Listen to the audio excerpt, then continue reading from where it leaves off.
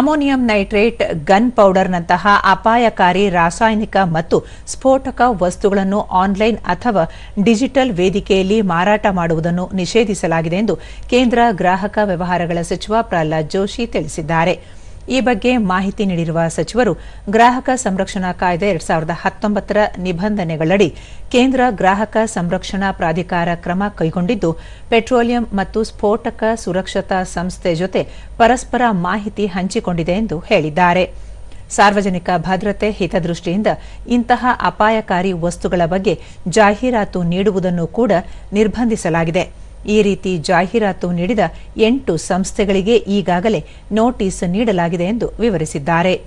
ಅಪಾಯಕಾರಿ ವಸ್ತುಗಳ ಮಾರಾಟಗಾರರ ಮಾಹಿತಿಯನ್ನು ಸಮಗ್ರವಾಗಿ ಒದಗಿಸಬೇಕು, ನಿಯಮಗಳನ್ನು ಉಲ್ಲಂಘಿಸುವವರ ವಿರುದ್ಧ ಕಟ್ಟುನಿಟ್ಟಿನ ಕ್ರಮ ಕೈಗೊಳ್ಳುವುದಾಗಿ ಎಚ್ಚರಿಕೆ ನೀಡಿರುವುದಾಗಿ ಸಚಿವರು ಹೇಳಿದ್ದಾರೆ.